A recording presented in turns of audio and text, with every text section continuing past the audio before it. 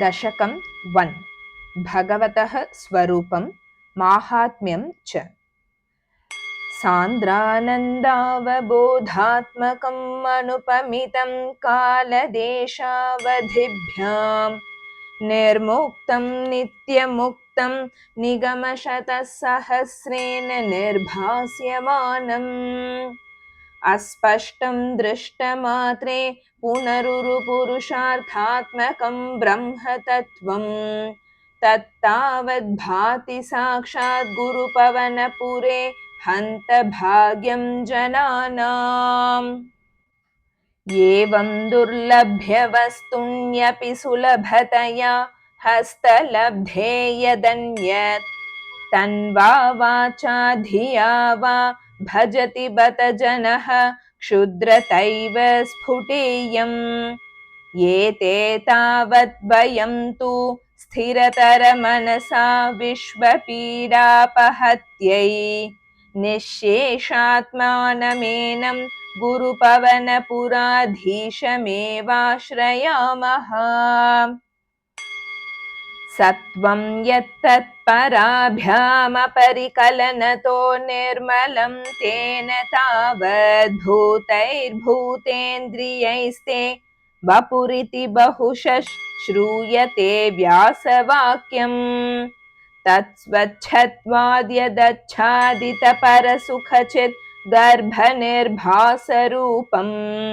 तस्मिन् धन्या रमन्ते श्रुतिमतिमधुरे सुग्रहे विग्रहे ते निष्कम्पे नित्यपूर्णे निरवधि परमानन्दपीयूषरूपे निर्लीनानेकमुक्तावलिसुभगतमे निर्मल ब्रह्मसिन्धौ कल्लोलोल्लासतुल्यं खलु विमलतरं सत्त्वमाहुस्तदात्मा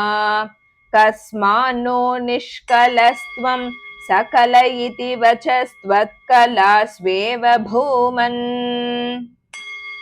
निर्व्यापारोऽपि निष्कारणमज भजसे यत्क्रियामीक्षणाख्याम् तेनैवोदेति लीना प्रकृतिरसति कल्पापि कल्पादिकाले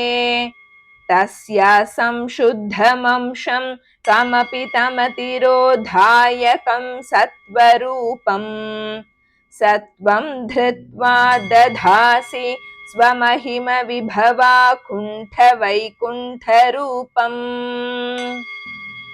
तत्ते प्रत्यग्रधाराधरललितकलायावलीकेलिकारं लावण्यस्यैकसारं सुकृतिजनदृशां पूर्णपुण्यावतारम्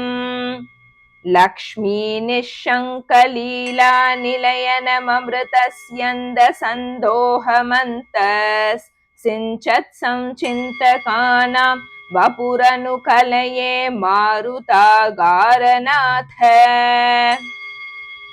कष्टाते सृष्टिचेष्टा बहुतर भवखेदावहा जीवभाजाम् इत्येवं पूर्वमालोचितमजितमया नैव मद्याभिजाने नो चेज्जीवाः कथं वा मधुरतरमिदं त्वद्वपुश्चिद्रसार्द्रम् नेत्रैः श्रोत्रैश्च पीत्वा परमरससुधां बोधिपूरे रमेरन्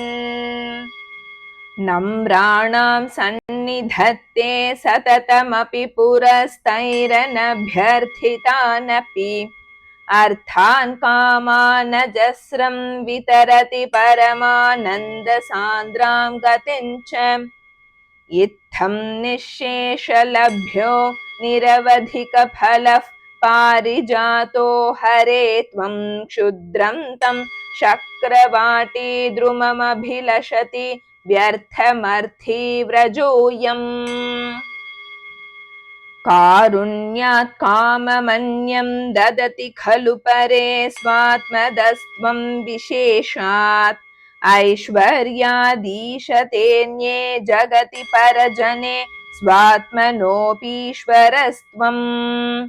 त्वय्युच्चैरारमन्ती प्रतिपदमधुरे चेतना स्फीतभाग्यास्त्वं चात्मा रामयेवेत्यतुलगुणगणाधार शौरे नमस्ते। ऐश्वर्यं शङ्करादीश्वरविनियमनं विश्वतेजोहराणाम् तेजःसंहारि वीर्यं विमलमपि यशो निःस्पृहैश्चोपगीतम् अङ्गासङ्गा सदा श्रीरखिलविदसि न क्वापि ते सङ्गवार्ता तद्वातागारवासिन्मुरहर भगवच्छब्दमुख्याश्रयोऽसि। नारायण अखिलगुरो भगवन्नमस्ते। नारायण अखिलगुरो भगवन्नमस्ते। नारायण अखिलगुरो भगवन्नमस्ते।